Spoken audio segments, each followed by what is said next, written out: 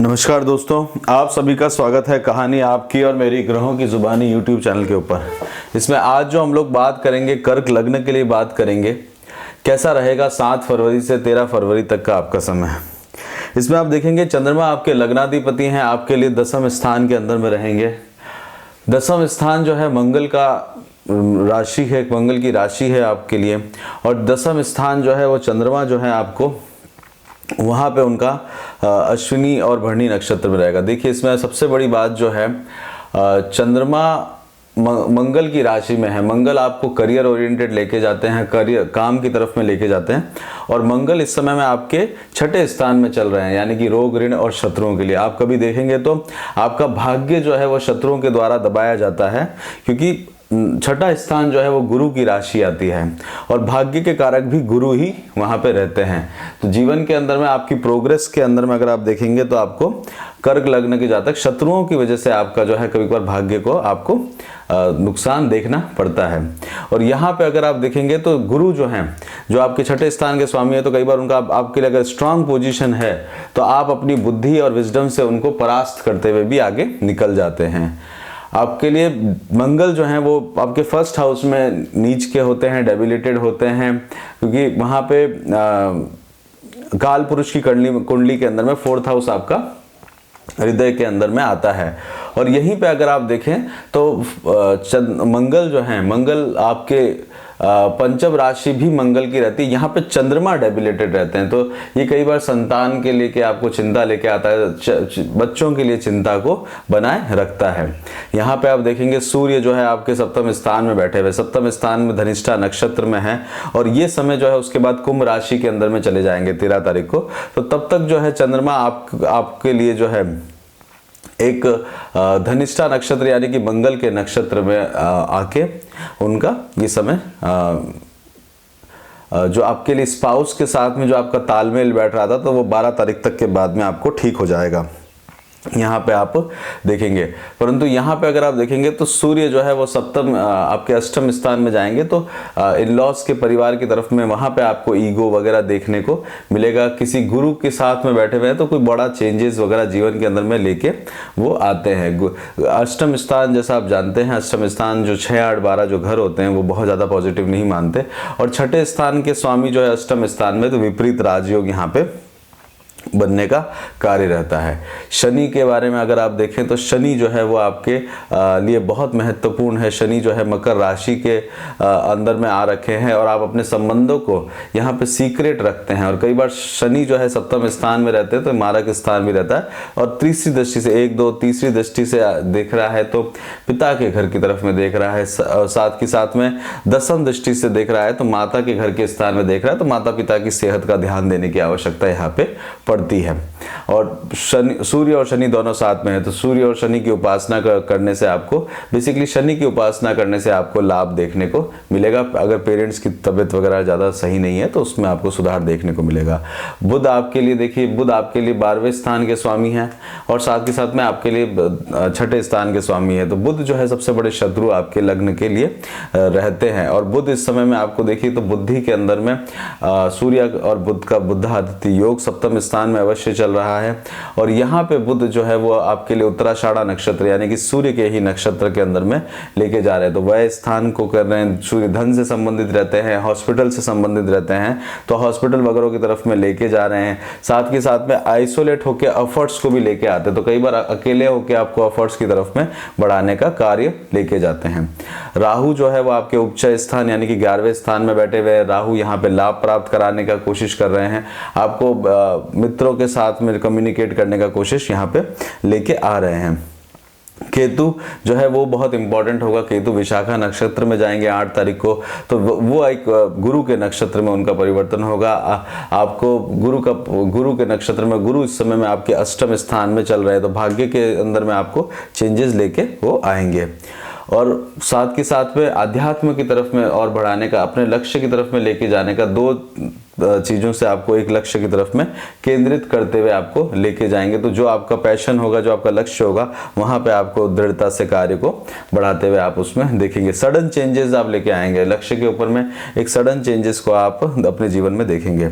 इस समय देखते हैं चंद्रमा अश्विनी नक्षत्र में है। अश्विनी नक्षत्र के अंदर में यानी कि स्किल्ड थ्रू आप अपने आप को कार्य को करते रहेंगे। अश्विनी नक्षत्र जो है वो ट्रांसपोर्टेशन से संबंधित भी है, करेज से संबंधित भी है, और यानी कि एक वॉरियर से संबंधित भी रहता है।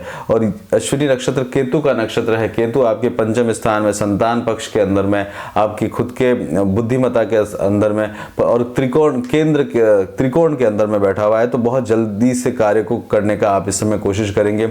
अगर आप इंजीनियरिंग से संबंधित है, हॉर्स ट्रेनिंग से संबंधित है, ट्रांसपोर्टेशन से है, हॉस्पिटल या क्राइम कोर्ट के अंदर में है, मतलब क्रिमिनल कोर्ट के अंदर में आप रहते हैं, माइनिंग के अंदर में रहते हैं, माइनिंग इंडस्ट्री के अंदर में है, तो वहाँ पे आप अपना एक बड़ा चेंज अपने जीवन में पॉजिटिव डायरेक्शन में देखेंगे।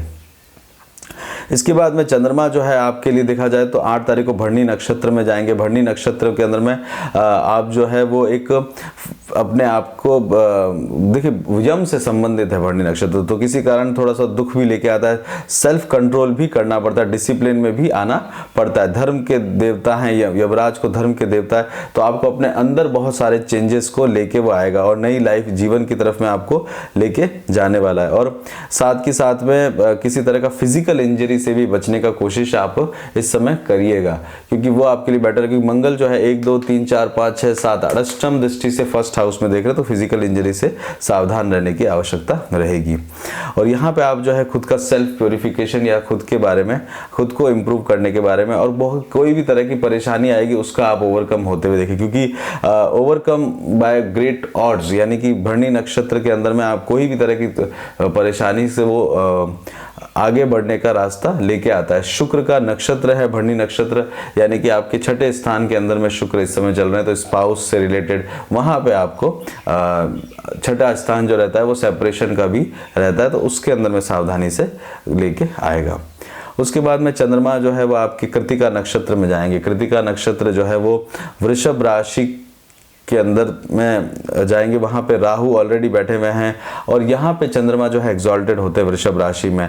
और आप इस समय में हो सकता है दूसरों के चीज़ों की तरफ में आपको एक आकर्षण पैदा हो, साथ में रेजर से संबंधित भी रहता है, यानी कि कट से संबंधित रहता है, पेनिट्रेशन से संबंधित रहता है, वहाँ आपको बढ़ाने की कोशिश करेगा। रोग, ऋण और शत्रुओं की तरफ में ध्यान आपका केंद्रित होगा। डाइजेस्टिव सिस्टम को अपना ध्यान रखेगा, किसी का टेक केयर करने का आपको कोशिश करेगा, कोई दूसरे का काम आपको करने की आवश्यकता इस दिन देखने को लेके आएगी, और उसमें आप बहुत स्ट्रेट होके काम को बोलेंगे।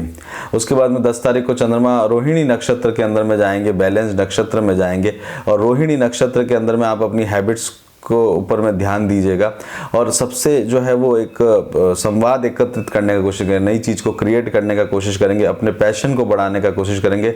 दूसरों में बहुत ज़्यादा गलती मत निकालेगा, क्योंकि गुरु अष्टम स्थान में मान अपमान करवाता है, अष्टम स्थान में गुरु दूसरों का, वहाँ ध्यान देने की ज़रूरत है। ऑटोमोबाइल इंडस्ट्री वगैरह में है, ऑयल इंडस्ट्री से संबंध है आपका, तो वहाँ पर आपको काफ़ी अच्छा चेंजेस मिलेगा। देखिए सप्तम स्थान के अंदर में शनि जो बैठते हैं सप्तम स्थान में, वो अच्छा रिजल्ट मतलब सप्तम स्थान में स्पाउस की तरफ से तो चिंता वगैरह लेके आते हैं, फिर भी सप्तम स्थान में वो इनके लिए कंफर्टेबल या एक तरह से कारक ग्रह की तरह काम करते हैं। और यहाँ पे आप देखेंगे कि एग्रीकल्चर इंडस्ट्री वगैरह में आपका संबंध है, तो वहाँ से आपको लाभ देखने को मिलेगा। उसके बाद में चंद्रमा जो है वो आपके मृगशिरा नक्षत्र के अंदर में जाएंगे 11 तारीख को मृगशिरा नक्षत्र मंगल का ही नक्षत्र है, और मृगशिरा नक्षत्र जो है वो एक तरह से हिरण से रिलेटेड है, यानी कि एक बोलने से या सुनने मतलब संगीत के ऊपर में हिरण जो है वो चलते हैं, तो वहाँ पे आपको लेके जाएगा, सुनने का कार्य आपका बढ़ाएगा, एक अंदरूनी आपको खुशी देखने को मिलेगा, और इसके अंदर में आप जो है वो एक बड़ी सोच की तरफ में आपको केंद्रित करते हुए दिखेगा। इस समय 12वें स्थान के अंदर में है, तो स्पाउस से रिलेटेड, रिलेशनशिप से रिलेटेड, लिटिगेशन से रिलेटेड आपको काम में एक फिक्स्ड जो है वो राय बनाने की जरूरत है, क्योंकि इस दिन आपकी जो है मृगशिरा नक्षत्र जो है वो फिक्स आपकी एक राय बनने नहीं देता किसी चीज में। पहले जो है वो अर्थ के साइन में, यानी कि आपके लिए लाभ स्थान में रहेगा, उसके बाद में जाते जाते मिथुन राशि में चला जाएगा, तो वहां पे एक फिक्स्ड राय को आपको लेके आना पड़ेगा। उसके बाद में 12 तारीख को आप देखते देखते हैं तो चंद्रमा आद्रा नक्षत्र में चले जाएंगे, मिथुन राशि में या चले जाएंगे। आद्रा नक्षत्र जो है वो लय का नक्षत्र है, राहु का नक्षत्र है। किसी चीज के लिए आपको गीलापन, और रुद्र नक्षत्र होने के कारण क्या है कि आंखों से आंसू गिरना, और 12वें स्थान में है तो वो चीज आपके लिए क्रिएट करता है, तो उससे आपको सावधान रहने की आवश्यकता है। रुद्राभिषेक वगैरह आप कर सकते हैं, वो आपके लिए बेनिफिशियल रहेगा। आपके लग्नेश बुध हैं तो गणेश जी की उपासना आपको करने के लिए फायदा रहेगा। किसी तरह का वायरस वगैरह से भी सावधान रहिएगा। आद्रा नक्षत्र जो है वायरस को भी या बैक्टीरियाज वगैरह को भी रिप्रेजेंट करता है। और ये नक्षत्र जो है वो आपके राशि के अंदर में ही कर्क राशि के अंदर में आया है, तो आप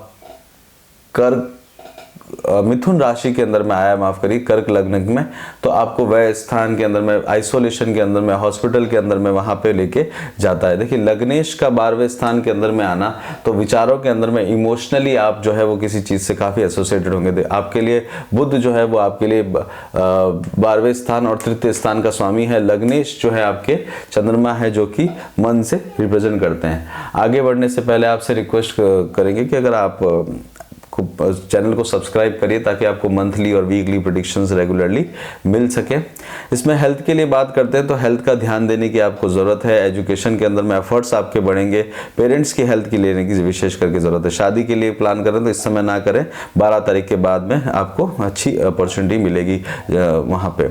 जॉब के लिए बात करते हैं तो जॉब चेंज करने का अगर है तो ये समय आपके लिए चल रहा है। बिजनेस के अंदर में आपको एक सडन बेनिफिट मिलेंगे। स्टॉक्स के अंदर में अगर आप जाना चाहते हैं तो स्टॉक्स जो है वो आपके लिए को लाभ लेके आएंगे।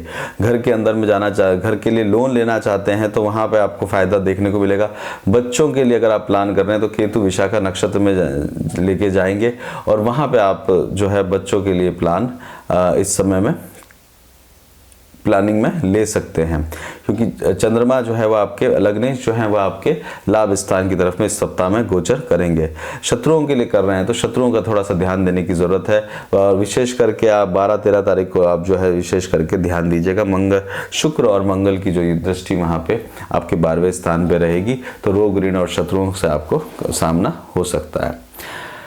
इसी के साथ ही यहीं पे रोकते हैं कर्क लग्न का। अगर आपको पसंद आया तो लाइक करिए, शेयर करिए, सब्सक्राइब करिए। अपना खूब ध्यान रखिए, खुश रहिए। जय श्री राम।